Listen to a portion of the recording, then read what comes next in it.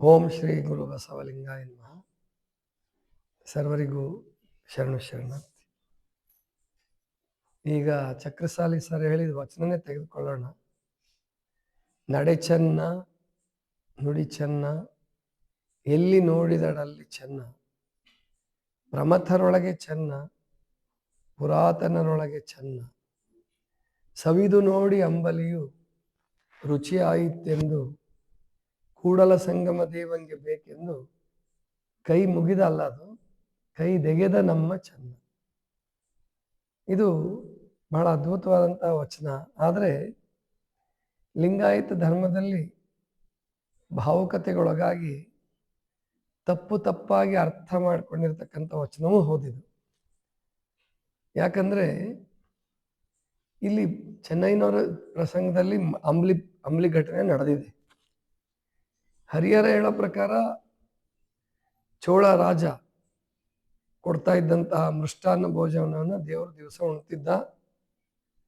ಆ ಲಿಂಗ ಉಣ್ತಾ ಇತ್ತು, ಶಿವ ಉಣ್ತಾ ಇದ್ದ ಲಿಂಗದ ರೂಪದಲ್ಲಿ.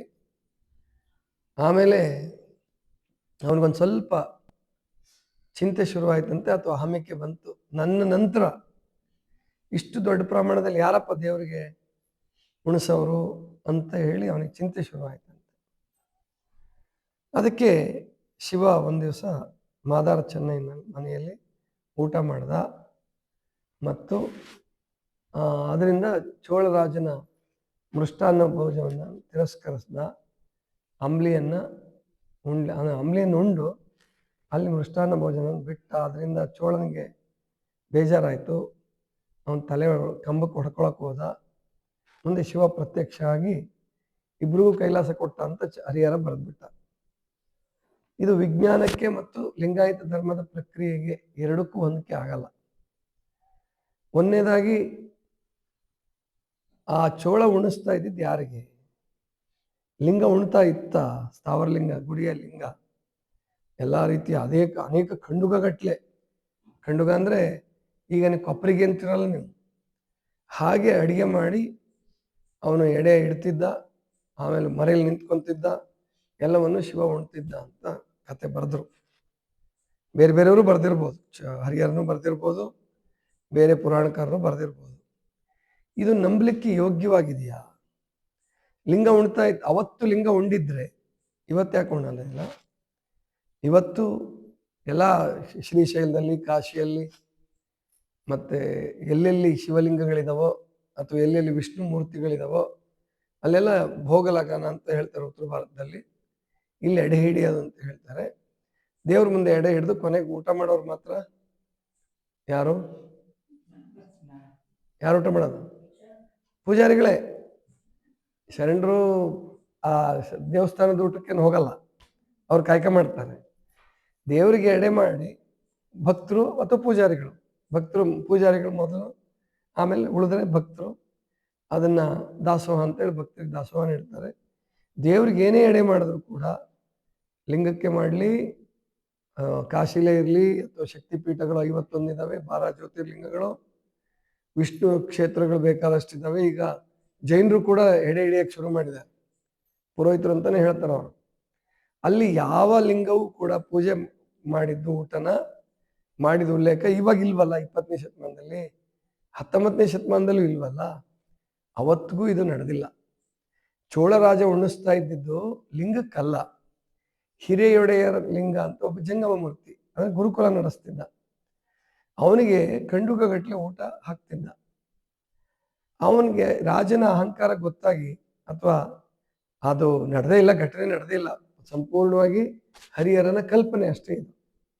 ಹಾಗಾದ್ರೆ ಬಸವಣ್ಣವ್ರ ವಚನಗಳಲ್ಲಿ ಚೆನ್ನಯ್ಯ ಅಂಬ್ಲಿ ಕೂಡಲ ಸಂಗಮ ದೇವಂಗೆ ಬೇಕೆಂದು ಕೈ ತೆಗೆದ ನಮ್ಮ ಚೆನ್ನ, ಹೌದು ಇದಾಗಿರ್ಬೋದು. ಹೇಗೆ ಅಂತಂದ್ರೆ, ಚೆನ್ನಯ್ಯ ಪ್ರಾಯಶಃ ಕಲ್ಯಾಣಕ್ಕೆ ಬರೋಕ್ಕೆ ಮುಂಚೆ ಅವನು ಕಲ್ಯಾಣದಾಗೂ ಅಂದರೆ ಕರಿರಾಕಾಲ ಚೋಳನ ಹತ್ರ ಇದ್ದಿದ್ದು ಸುಳ್ಳದು. ಯಾಕಂದ್ರೆ ಅಲ್ಲಿ ಹುಲ್ಲು ಕುಯ್ತಾ ಇದ್ದ ಅಂತ ಬರ್ತದೆ ಕತೆ. ಹುಲ್ಲು, ಆ ಕರಿಕಾಲ ಚೋಳನ ಕುದುರೆಗಳಿಗೆ ಹುಲ್ಲು ಒದಗಿಸ್ತಾ ಇದ್ದ ಅಂತ ಹರಿಹರ ಬರೆಯೋದು. ಆದರೆ ಚೆನ್ನೈನವ್ರ ವಚನಗಳನ್ನು ನಾವು ಅಭ್ಯಾಸ ಮಾಡಿ ನೋಡಿದ್ರೆ ಅವ್ರು ಹುಲ್ಲು ಕುಯ್ಯೋ ಕಾಯಕ ಮಾಡಿಲ್ಲ. ಅವ್ರು ಮಾಡಿರ್ತಕ್ಕಂಥದ್ದು ಪಾದರಕ್ಷೆ ತಯಾರು ಮಾಡ್ತಕ್ಕಂಥ ಕಾಯಕ.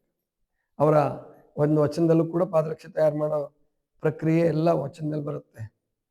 ಅವನು ಒಂದು ವೇಳೆ ಕಲ್ಯಾಣಕ್ಕೆ ಬರೋಕ್ಕೆ ಮುಂಚೆ ಹುಲ್ಲು ಕೊಯ್ಯೋ ಕಾಯಕ ಮಾಡಿದ್ರೆ ಅವ್ನು ಕಲ್ಯಾಣಕ್ಕೆ ಬಂದು ಅದೇ ಕಾಯಕ ಮಾಡ್ತಿದ್ದ.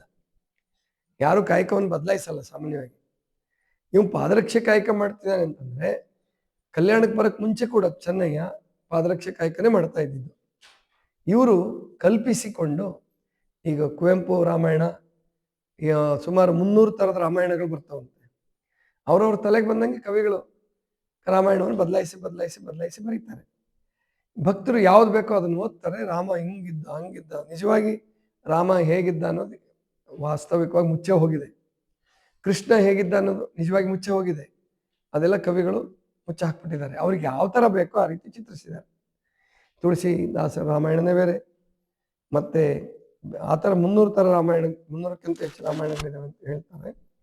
ಹಾಗೇನೆ ಶರಣರ ಚರಿತ್ರೆಗಳನ್ನು ಕೂಡ ಇವರು ತಿರುಚಿರುವ ಸಾಧ್ಯತೆಗಳು ಬಹಳ ಇದೆ.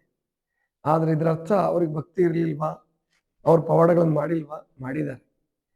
ಮಾದಾರ ಚೆನ್ನಯ್ಯನ ಪವಾಡ ಏನು ಅಂತಂದ್ರೆ, ತುಂಬ ಹಸಿವಾಗಿದೆ ಮಾದಾರ ಚೆನ್ನಯ್ಯನಿಗೆ. ಊಟಕ್ಕೆ ಕುತ್ಕೊಂಡಿದ್ದಾನೆ, ಹೆಂಡತಿ ಅಂಬ್ಲಿ ಮಾಡಿದ್ದಾರೆ, ತುಂಬ ಒಳ್ಳೆ ಅಂಬ್ಲಿ. ಬಡತನ ಆಗ, ಇನ್ನು ಕಲ್ಯಾಣಕ್ಕೆ ಬಂದಿಲ್ಲ, ಆವಾಗಲೇ ನಡೆದಿರ್ಬೋದು ಇದು. ಆ ಸಂದರ್ಭದಲ್ಲಿ 1 ಗುಟ್ಕೋ 2 ಗುಟ್ಕೋ ಅಂಬ್ಲಿ ಸೌದಿದ್ದಾನೆ. ಆಗ ಒಬ್ಬ ಭಿಕ್ಷುಕ, ಹಸಿವುಳ್ಳಂಥ ಜಂಗಮ ಅಥವಾ ಹಸಿವುಳ್ಳಂಥ ವ್ಯಕ್ತಿ ಬಂದಿದ್ದಾನೆ. ತುಂಬ ದಿವಸ ಆಗಿದೆ ಅವನು ಊಟ ಮಾಡಿ, ಹಸಿವಾಗಿದೆ. ಇವಾಗ ಅವನಿಗೂ ಹಸಿವಾಗಿದೆ ಮಾದಾರ ಚೆನ್ನಯ್ಯನ ಕಾಯಕ ಮಾಡಿ. ಈಗ ಅವನಿಗೂ ಬಂದಂಥ ಅತಿಥಿಗೂ ಹಸಿವಾಗಿದೆ. ಅವನು ತನ್ನ ಹಸಿವನ್ನು ಲೆಕ್ಕಿಸದೆ ದೇವರಿಗೆ ಅರ್ಪಿತ ಮಾಡಿ, ಇದು ನಿನಗಪ್ಪ, ನೀನೇ ಊಟ ಮಾಡು, ನಾನು ಇವತ್ತು ಹಸ್ಕೊಂಡಿರ್ತೀನಿ, ನನಗೆ ಪರವಾಗಿಲ್ಲ. ಮತ್ತೆ ಅಂಬ್ಲಿ ಮಾಡಲಿಕ್ಕೂ ಆಕೆ ಹತ್ರ ಏನು ಹಿಟ್ಟಿಲ್ಲ, ಅಷ್ಟು ಬಡತನ. ಅವಾಗ ಅಷ್ಟು ಬಡತನ ಇದ್ದರು, ಬಡವರು ಇದ್ದರು. ದುಡ್ಕೊಂಡು ಬಂದು ಏನು ಜೋಳ ಖರೀದಿ ಮಾಡ್ತಾರೆ ಅದನ್ನೇ ಬೀಸಿ ಅಂಬ್ಲಿ ಮಾಡ್ಕೊಂಡು ಉಣ್ತಾ ಇದ್ರು ಅವರಿಬ್ಬರು.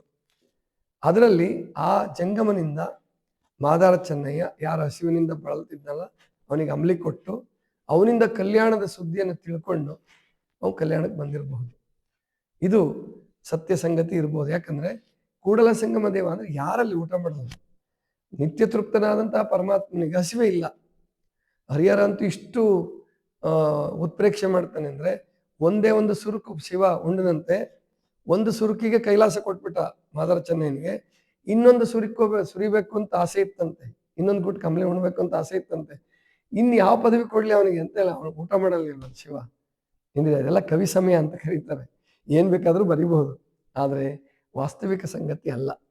ಅಲ್ಲಿ ಹಸಿದ ಜಂಗಮನಿಗೆ ಅಂಬ್ಲಿಯನ್ನು ಕೊಟ್ಟು ಅವನು ಕಲ್ಯಾಣದ ಸುದ್ದಿಯನ್ನು ತಿಳಿಸಿ ಚೆನ್ನಯ್ಯನ ಕಲ್ಯಾಣಕ್ಕೆ ಕರ್ಕೊಂಡ್ಬಂದಿದ್ದಾನೆ. ಅವರು ಚೆನ್ನಯ್ಯನ ತ್ಯಾಗವನ್ನ ಬಸವಣ್ಣವ್ರಿಗೆಲ್ರಿಗೂ ಹೇಳಿ ಅವರು ಶಿವನಿಗೆ ಅಂಬ್ಲಿ ಉಣಿಸ್ದಂಗೆ ಆಯ್ತು, ಕೂಡಲ ಸಂಗಮ ದೇವನಿಗೆ ಅಂಬ್ಲಿ ಉಣಿಸ್ದಂಗೆ ಆಯ್ತು ಅದು ಅನ್ನುವ ಭಾವುಕತೆಯಲ್ಲಿ. ಬಸವಣ್ಣವ್ರದಲ್ಲೂ ಭಾವುಕತೆ ಇದೆ. ಅಪ್ಪನು ನಮ್ಮ ಮಾದಾರ ಚೆನ್ನಯ್ಯ, ಬಪ್ಪನು ನಮ್ಮ ಡೋಹರ ಕಕ್ಕಯ್ಯ ಅನ್ನೋದು ಭಾವುಕತೆಯಿಂದ ಬಂದ ವಚನ, ಸತ್ಯ ಸಂಗತಿ ಅಲ್ಲ. ಅದರ ಅರ್ಥ ಮಾದಾರ ಚೆನ್ನಯ್ಯ ಹಿರಿಯವನಿದ್ದ ವಯಸ್ಸಿನಿಂದ ನೋ, ಆ ಕಕ್ಕಯ್ಯನು ಹಿರಿಯನಿಲ್ಲ, ಚೆನ್ನಯ್ಯನು ಹಿರಿಯನಲ್ಲ. ಅವರು ಆ ಮುಂದೆ ಬಸವಣ್ಣವ್ರ ನಂತರ ಹರಿಹರ ತಿರ್ಚಿದ್ರಿಂದ, ಆ ಚರಿತ್ರೆಗಳನ್ನು ಬರೆದಿದ್ರಿಂದ ಮುಂದಿನ ವಿದ್ವಾಂಸರುಗಳು ದಾರಿ ತಪ್ಪಿಸ್ಕೊಂಡ್ರು. ಅದು ಕೂಡ ವಿಧಿ ಆಟನೇ ಇರಬಹುದು, ವಿದ್ವಾಂಸರುಗಳು ದಾರಿ ತಪ್ಪಿಸ್ಕೊಳ್ಳೋದು. ಆದ್ರಿಂದ ಮಾದಾರ ಚೆನ್ನಯ್ಯನವರು ಅಂಬ್ಲಿ ಊಟ ಮಾಡಿಸಿದ್ದು ಜೀವಂತ ಜಂಗಮನಿಗೆ, ಮನುಷ್ಯನಿಗೆ, ಮನುಷ್ಯರೂಪಿ ಜಂಗಮನಿಗೆ. ಅಲ್ಲಿ ಶಿವ ಬಂದು ಕೈಲಾಸ ಕೊಡೋದೆಲ್ಲಿಂದ? ಕೈಲಾಸ ಆಮೇಲೆ ಕಲ್ಯಾಣಕ್ಕೆ ಕರ್ಕೊಂಡೇ ಬರಲ್ಲ ಹರಿಹರ. ಯಾರನ್ನೂ ಕೂಡ ಕಲ್ಯಾಣಕ್ಕೆ ಕರ್ಕೊಂಬರಲ್ಲ. ಅನುಭವ ಮಂಟಪದ ಬಗ್ಗೆ ಹೇಳೋದು ತುಂಬ ಕಡಿಮೆ. ಎಲ್ಲಾದ್ರೂ ಪ್ರಸ್ತಾಪ ಇದೆಯೋ ಯಾವಾಗಲ ನನಗೆ ಗೊತ್ತಿಲ್ಲ. ಯಾಕಂದ್ರೆ ನಾನು ಹರಿಹರ ನನ್ನ ಸಮಗ್ರ ರಗಳೆಯನ್ನ ಅಧ್ಯಯನ ಮಾಡಿಲ್ಲ. ಆ ರಗಳೆ ಅಧ್ಯಯನ ಮಾಡುವ ಅಗತ್ಯವೂ ಇಲ್ಲ. ಯಾಕಂದ್ರೆ ಹರಿಹರನ ರಗಳೆ ಓದ್ದವರೆಲ್ಲರೂ ತಮ್ಮ ಜೀವನದಲ್ಲಿ ರಗಳೆ ಇಡಿಸ್ಕೊಂಡು ಲಿಂಗಾಯತ ಧರ್ಮದಲ್ಲೂ ರಗಳೆ ಇಡಿಸಿ ಹೋಗಿದ್ದಾರೆ. ಆದ್ರಿಂದ ಅಂತಹ ರಗಳೆ ಕವಿಯ ರಗಳೆ ನಮಗೆ ಬೇಡ. ವಚನಗಳನ್ನು ಆಧರಿಸಿ ನಾವು ಚರಿತ್ರೆಗಳನ್ನು ತಿಳ್ಕೊಂಡು ಹಾಗೆ ಬದುಕೋಣ. ಕೈ ಮುಗಿದ ನಮ್ಮ ಅಲ್ಲ, ಅದು ಕೈ ತೆಗೆದ ನಮ್ಮ. ಅವನು ಒಬ್ಬ ಆದರ್ಶ ಅಂತ ಹಿಂದೆ ಹಾಡಿದ್ದಾನೆ, 20 ವರ್ಷದಿಂದ ಆ ವಚನ ಹಾಡಿ ರೆಕಾರ್ಡ್ ಮಾಡಿದ್ದಾನೆ. ಅದ್ರಲ್ಲಿ ಕೈ ಮುಗಿದ ನಮ್ಮ ಅಂತಾನೆ ಹೇಳ್ಬಿಟ್ಟಿದ್ದಾನೆ. ಅದನ್ನೇ ಎಲ್ಲರೂ ಹೇಳ್ತಾ ಇದ್ದೀರಾ. ಅದು ಕೈ ತೆಗೆದ ನಮ್ಮ ಅಂದ್ರೆ ತಾನು ಉಣ್ಣೋದು ನಿಲ್ಲಿಸಿ ಬೇರೆಯವ್ರಿಗೆ ಕೊಟ್ಟ ಅಂತ ತಿಳ್ಕೊಂಡು ನಾವು ಅರ್ಥ ಮಾಡ್ಕೋಬೇಕು ಹೊರತು ಅದರಲ್ಲೇನು ವಿಪರೀತ ಸಂಗತಿಗಳನ್ನೇನು ತಿಳ್ಕೊಳ್ಳೋ ಅಗತ್ಯ ಇಲ್ಲ. ಇದಿಷ್ಟು ಇವತ್ತಿನ ಚಿಂತನ. ಸರ್ವರಿಗೂ ಶರಣ ಶರಣ.